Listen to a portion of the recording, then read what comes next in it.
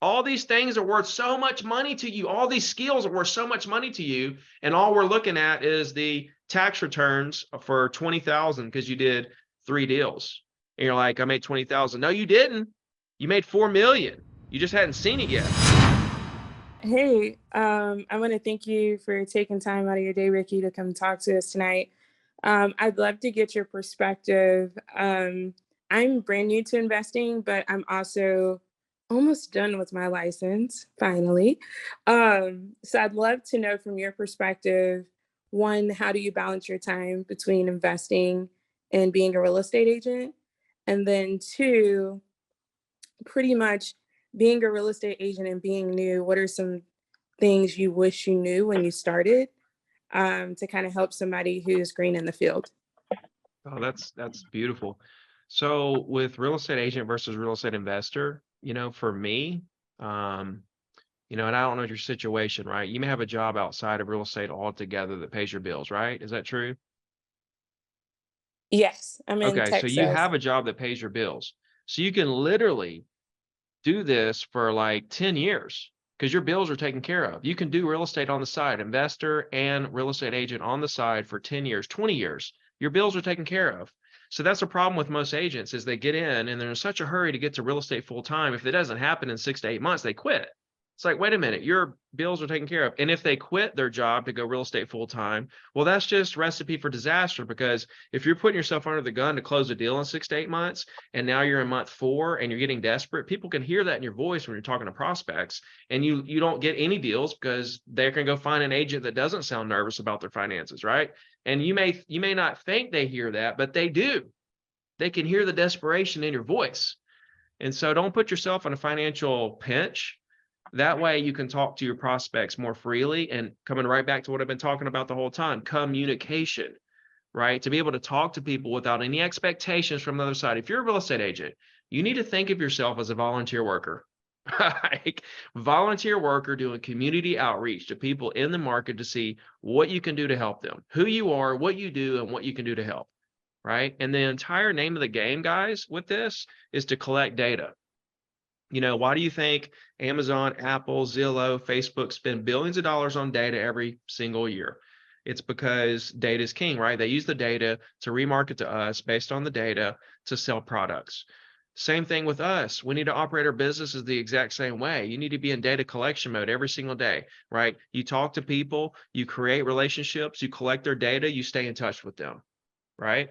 So, I'm just kind of breaking it all down really quickly, and that way you can get like a 30,000-foot view. But let's see which direction can I go with this? With first off, real estate versus investor, real estate agent, right? That's the path you're going to go, right? You want to really focus on that. It takes so much effort and momentum to get that business rolling that you really need to focus and be more of a passive investor. Like if you see a deal, grab a deal, right? If you see it, get it. That's how I was for a long time. I focused 100% on real estate. I built it up to $1 million a year. All right. And I bought little rental properties along the way. But then once I started making big money, then I started buying more real estate. But I wasn't really all in with investing. I was kind of like doing it. If I saw a deal, I would get it, whatever. I wasn't like actively trying to be an investor. I was just trying to be a real estate agent who made $1 million. That was the whole goal. If you focus on trying to build your real estate agent business up to $1 million a year, you're good. You got all the money you need to invest, and you have $1 million a year business, but if you let investing distract you from building that $1 million a year business, then it could crash and burn the real estate agent business, right? I'm just telling you how I played it. I'm not telling you this is what you need to do. I'm just kind of giving you my story.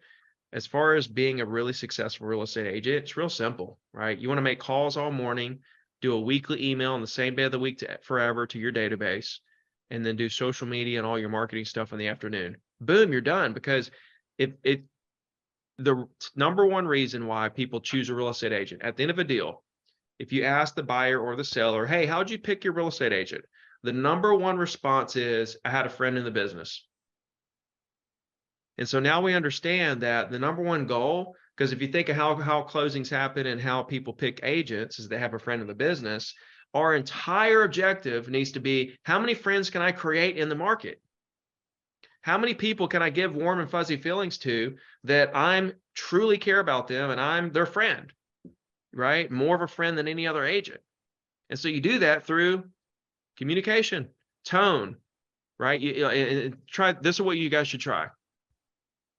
The next time you're talking to your mom, dad, brother, cousin, best friend from high school, right? During that conversation, take a second while you're listening to them talk and think about how comfortable you are with them, how comfortable they are with you, the tone of your voice, how your shoulders are relaxed, how your heartbeat, everything, how fast you're talking, how slow you're talking, everything, and take a mental snapshot of exactly how comfortable you are in that situation talking to someone close to you.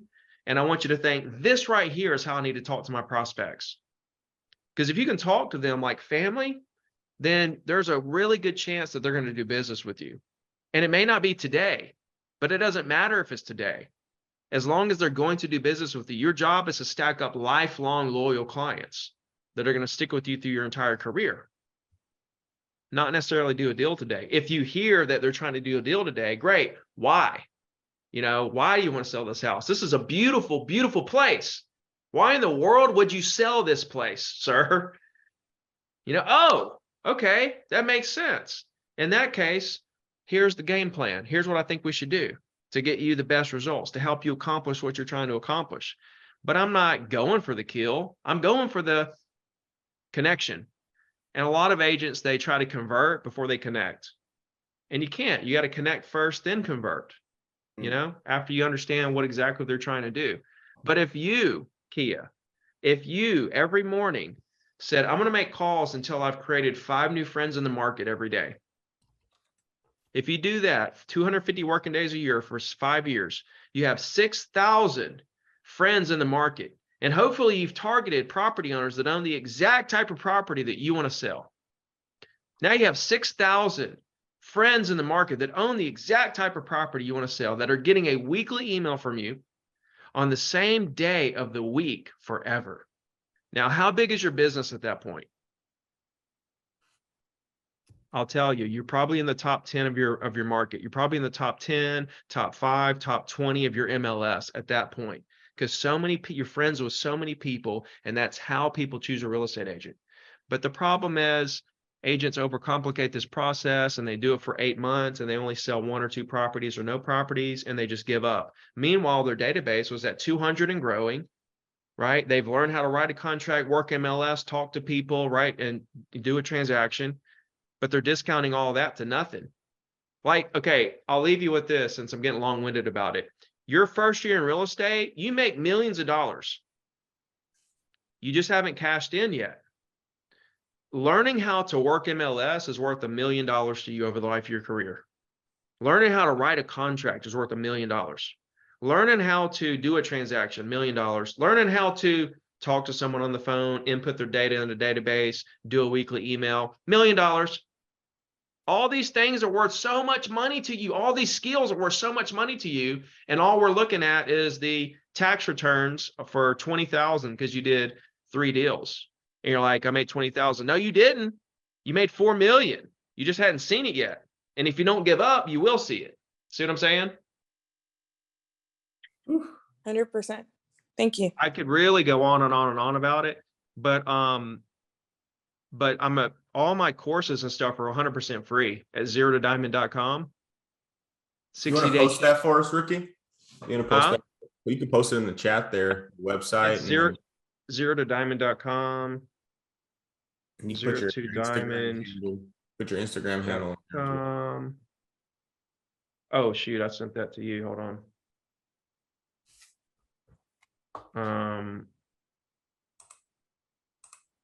All those courses are totally free. There's a 60-day challenge. And several other courses, right? There's all my scripts, there's videos of me making calls, tutorials, the whole 9 yards. Everything that I know about being a successful agent is right there. And if you need something, just message me on Instagram. And I'm more than happy to help you in any way I can. I want.